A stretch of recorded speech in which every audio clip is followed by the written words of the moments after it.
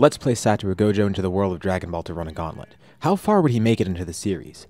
You might have seen my last video explain why his hacks aren't enough to beat current Goku, but what about the previous arcs in Dragon Ball? His hacks are actually able to take him surprisingly far, but what actually is a stopping point? Let's start with a brief rundown about Gojo and his abilities. Most of these were covered in the previous video, and I'm sure you've already heard them ad nauseum, so we won't go too in depth here again. This is necessary to understand going forward though, so it is worth going into. Once we cover this, we can actually go into how he would fare against certain arcs in Dragon Ball and different characters there. We'll begin covering his stats by talking about speed. JJK has characters that are capable of dodging lightning, with Hikari being the lower end of that. So Jackpot Hikari, Kashimo, and anyone on their level or higher, they should be capable of this feat too, which makes them massively hypersonic. Add in the fact that Gojo also has teleportation as well. Overall, he's pretty good speed-wise. Strength is a little bit weirder to calculate, but we do have some sort of low end here that we could work with. At bare minimum, he should be considered city level. Jogo, who is no diff by Gojo by the way, is strong enough to summon a meteor with his maximum technique, which is capable of causing a devastating earthquake, and is also capable of destroying a good chunk of Shibuya. Not only is Gojo beyond Jogo's power, but he very casually fought a serious Jogo who used everything besides his maximum technique, including his domain too. So naturally, Gojo should have greater durability and attack power through his cursed energy. Of course, he did beat him by using his own domain just to show it off to Yuji, but he didn't actually need that there. Of course, it's kind of weird to place where his power truly is because we haven't seen him completely just trying to destroy something. We saw him go all out against Sukuna, but he's not trying to destroy surroundings around him. And outside of the version of Hollow Purple that acts kind of like an explosion, we don't really get to see the destructive power of too many of his attacks. So scaling them based on the feats of other characters is really the best we have to go off of. I feel like this isn't a crazy spot to put him in terms of attack power. There are ways to wank him higher, but we'll leave it at this for now. Let's talk about his actual abilities too, because this will give a little bit more context. Since some of you might already know his abilities, we won't go too in depth with them like I mentioned before, but still it's crucial to explain them at least somewhat in this video, because the crux of his power comes from these abilities, so having this context going forward will at least explain how he does in different arcs. His ability is Limitless, which allows Gojo to control the infinity around him. This manifests in a few ways. There's Neutral Infinity, which is just the field around Gojo that automatically slows anything getting closer to him, infinitely slowing things down by dividing the space between them. It looks like it can completely stop things, but technically it just slows them down so infinitely that it almost appears that they're stopped. This isn't impenetrable, and there are ways around it, mostly through other hacks, or if you're able to outspeed the infinity slowing you down. You could also get through infinity with an attack that Gojo can't perceive, or rather something that infinity isn't capable of filtering out. But just like the other assumptions, for this video we'll also assume that there's no attack like that could work like that here. Because again, just like the whole key restriction that I implemented, this would mean there's ways to kill Gojo really early on. We'll go more into this once we start talking about the different characters in Dragon Ball and how they react to it. Another technique of his is Blue, a strength and infinity which attracts things to him. Then there's his cursed technique Reversal Red, which is the inverse of Blue basically. He also stated that, in terms of the energy output, Red is at least twice as powerful as Blue, and on top of repelling people, it could actually act as a blast, as shown on multiple occasions. Then he also has access to Purple, which is red and blue combined, making an imaginary mass that can be deployed basically as an explosive blast, or a force that cuts through almost anything in its path, sort of acting as just a laser. That's not actually what it is, but that's really the best way to describe it. We see it work this way against Toji, and in terms of the explosive version, we see it used against Sukuna. It's worth noting that Sukuna arguably was able to take this attack head on and actually tank it, but on other occasions the attack has indiscriminately cut through other mass and people around it, including people like Toji and Hanami who are relatively strong too. Arguably the greatest feat of it is destroying Toji's inventory curse, which is actually a 4-dimensional space, which could kind of be considered an outlier too, since given how it worked against Sukuna, it doesn't seem to be that powerful all the time. Its attack power and mechanics seem to vary, so theorizing the upper limit of what it could destroy or cut through is pretty tough. Since the previous video was kind of trying to wank Gojo to see how well he'd do against Goku, I did cover the upper limit of it and how far you could wank it, but keep in mind, that is wank, but I'll link it here if you want to check it out. That video does go more in depth about how far you could actually push it. Then there's Gojo's domain expansion Unlimited Void, which can be used on anyone with cursed energy, and it grants his attacks a guaranteed hit. Alongside the added bonus of overloading the target's mind with endless info, only avoided if Gojo's actually touching the target. This is going to be very valuable going into this video because simply being exposed to this for 0.2 seconds, at least if you're a normal person, it puts you into a coma-like state, and it will incapacitate a normal person up to the point where they're not able to rejoin society for 6 months. Of course, prolonged exposure will kill you too. Not to mention, there's the fact that there's a guaranteed hit in there, so if he decides to use a purple on you, you're taking that head on. Domains are escapable, but the fact that it just overloads you with info pretty much instantly, it means you'd have to react really quickly, and realize you're in a domain in the first place, and then also realize that you can escape it by breaking through it. Domains are meant to keep people inside, so they're pretty well fortified, but it shouldn't be too hard for some Dragon Ball characters to break through it. The issue is realizing that they can break through it and reacting in time to actually do so. Another thing Gojo has to his advantage is Six Eyes, which allows him to analyze his target beyond simple things that sight could reveal.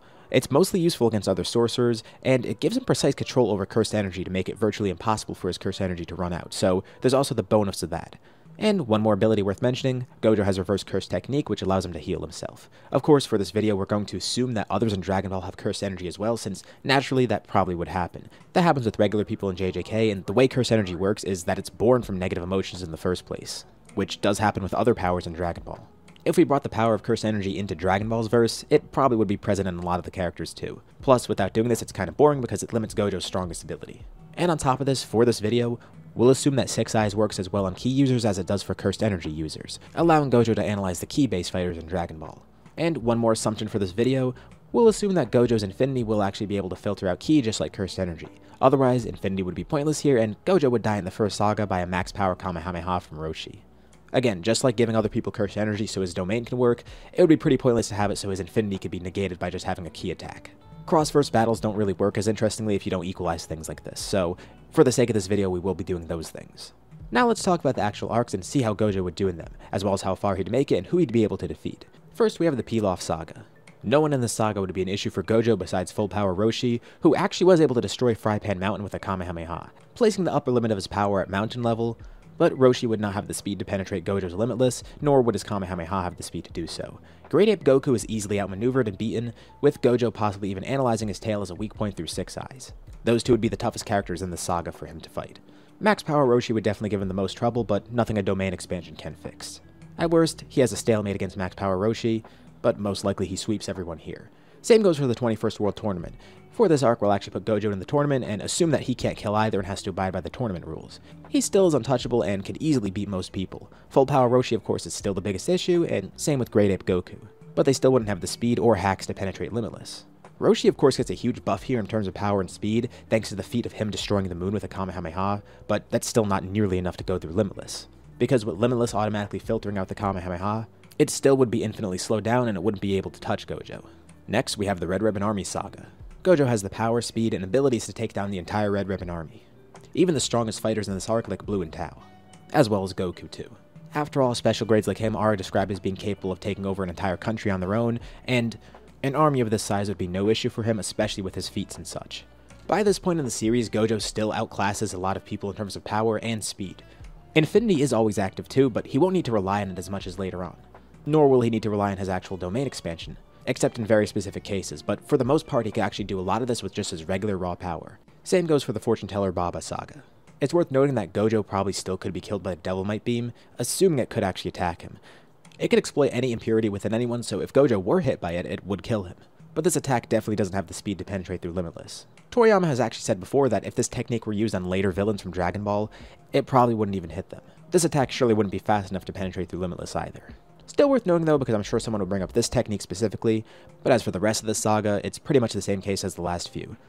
The 22nd World Tournament is when Gojo will probably start having some sort of difficulty, but still not really too much difficulty. Just from the active characters in this arc alone, it's basically what I said for the 21st World Tournament, but it's not just 2 characters that are really strong here, there are a few who have grown a lot stronger. Tenshinhan and Goku are of course the peak, but their attack power and durability still don't match Gojo's. And another common theme here, they still can't get through Limitless here. Now we move into the King Piccolo saga. Obviously, King Piccolo is the biggest issue here in terms of attack power, but still there's no way to break through Limitless and a domain would actually kill him. But this is the point where Gojo starts to have trouble actually killing people with just raw attack power, given the fact that King Piccolo could be scaled to above moon level. Now, King Piccolo's sons would be no issue because their feats aren't really too great, and Gojo could still beat them with his regular attacks. But specifically for Goku and Piccolo, this is when he's going to have to start relying on his domain if he wants to actually kill them. Because given the fact that Goku was able to defeat King Piccolo, that would place him around moon level too. As for a Mufuba, it might actually be hard to get this to work on Gojo because first of all, it requires a setup, and second of all, it's risky here in this arc still. Also, there's the fact that only Roshi and Tenshinhan could pull it off here. But it's been shown that this attack can be reflected, or it could just be avoided completely if someone anticipates it.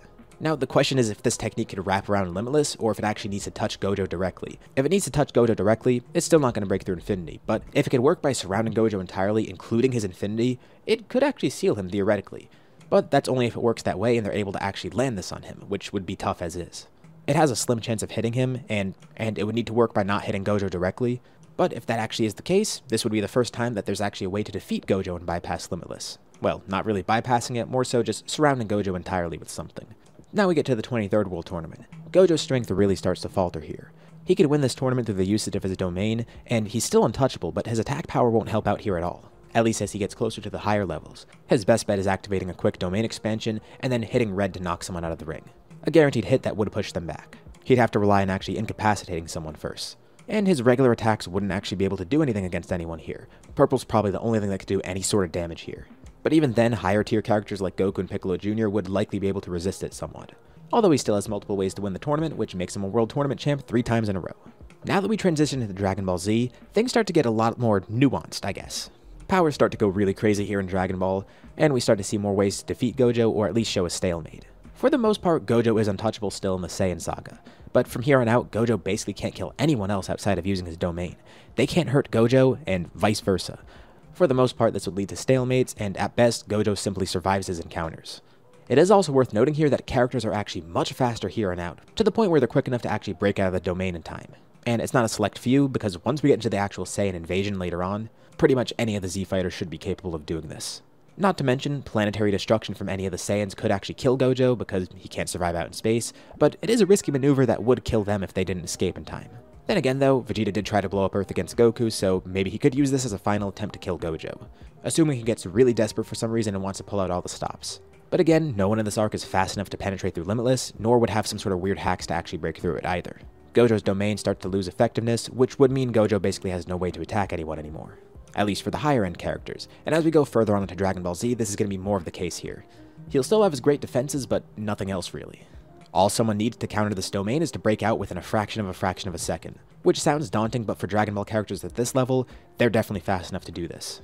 I would still assume the domain works on them just like any other regular human, even though they're not technically regular humans, or humans at all, at least for the Saiyans, but in all seriousness, it probably would work on their brains the same way, so if Gojo activates his domain, and 0.2 seconds is enough to severely incapacitate them, they need to break through the domain in a fraction of that time. Which definitely isn't impossible here, especially with how fast characters get in later arcs. Let's go to Namek now. There's actually more ways to kill Gojo in this arc, or at least defeat him, and it might not even require going through Infinity. First is Ginyu, because his body swap thing might actually be able to break through this. The question is if Infinity can block something like this. The attack probably doesn't have the speed to actually get through Infinity, but the question is whether or not it would actually be filtered out by Infinity in the first place. Assuming it does actually work, Ginyu could swap bodies with him and kill Gojo that way. Although it would be kind of stupid for him to do this because of how much weaker Gojo is, and the fact that he probably wouldn't be able to use Gojo's abilities either. All hypothetical though, because this assumes that his body swap works in the first place. There's also Goldo's ability to paralyze people and stop time. Paralysis might not do anything to activate Limitless, but the time stop is interesting, because would Infinity still work during the time stop? Goldo's the only thing able to move throughout all of this, so unless Infinity somehow is still working during this time stop, he might actually be the first person in this gauntlet able of breaking through Infinity and touching Gojo. And he'd have more than enough power to actually kill him too. There's also Frieza having the ability to just blow up the planet if he wants, and he'd actually survive that. Not Gojo though, and that would really be his only way of defeating Gojo. Again, it would just be a stalemate at best. Because at this point, characters are so fast that they'd definitely be able to escape his domain, considering a lot of these characters have faster than light combat speed, as well as incredibly fast reactions too. Next, we move on to the Android Saga and the Cell games. As for 16, 17, and 18, ironically, fighting Gojo would just be a limitless battle because he wouldn't run out of curse energy and the androids won't get tired either. And we're at the point where the domains are still not going to work on people, but it is worth noting, Android 16 is probably immune to the domain because he wouldn't have curse energy. He's a robot. As for 17 and 18, they're cyborgs, so they're still part human. Even though they might not have ki, they still would probably have curse energy. Although that's kind of up in the air, so maybe they would be immune to the domain.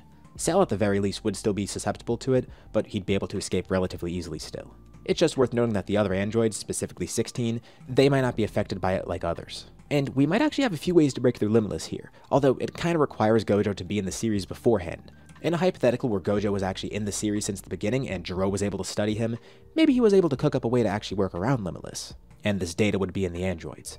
On top of that, if this were the case, maybe Gojo's DNA could be given to Cell.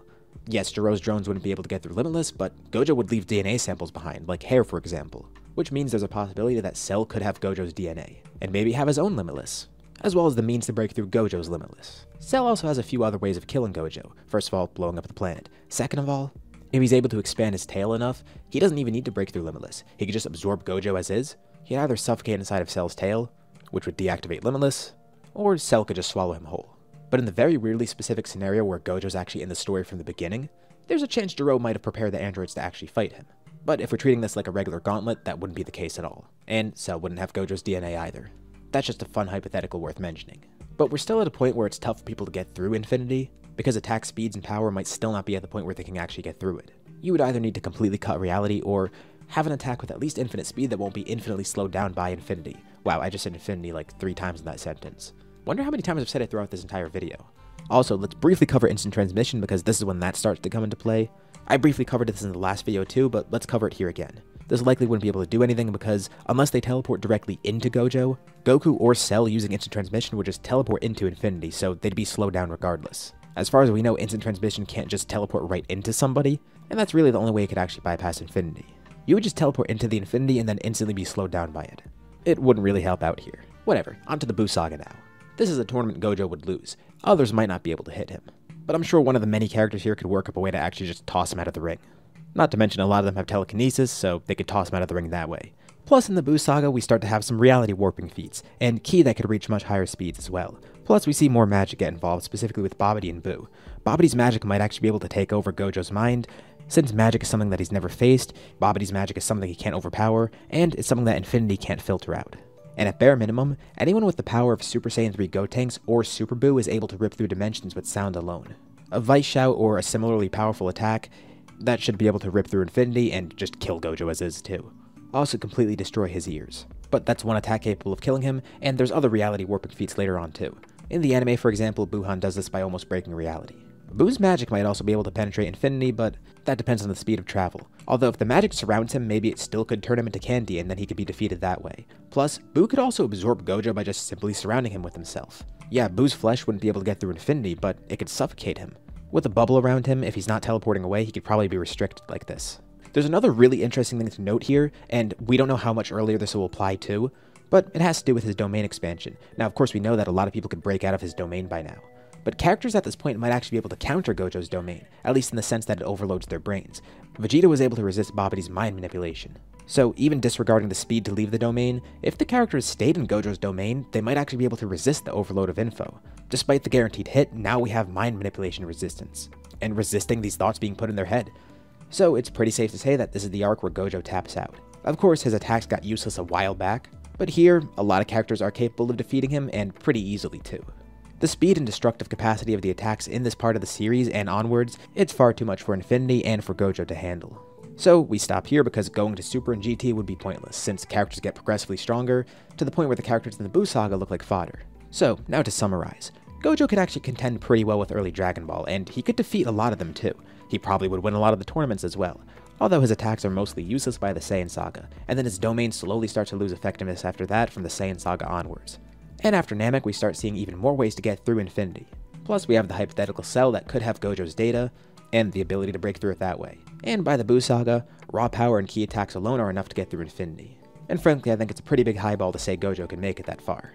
Again, most of it hinges on the fact that he has to rely on Infinity. He's not able to hurt anybody. And he might even stop earlier on than that, but this is where we could definitively draw a line and say his hacks will not work at all. In terms of raw attacks though, he becomes useless way earlier on. He's really just sitting there hoping for a stalemate at best. And thus ends his Dragon Ball Gauntlet. What do you think? Does he stop later on, or does he stop even earlier than that? Leave your thoughts in the comments below, and remember, this wasn't supposed to be a crazy in-depth power scaling video, just something I wanted to do for fun. So talk civilly with each other in the comments. Anyways, thank you all for watching, and I'll see you all in my next video.